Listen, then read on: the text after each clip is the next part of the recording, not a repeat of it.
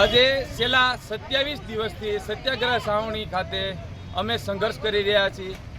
27 દિવસથી આજે પણ અમારું આંદોલન યથાવત છે। અમારી જ્યાં સુધી માંગણી સ્વીકારવામાં નહીં આવે ત્યાં સુધી અમારું આંદોલન યથાવત જ રહે।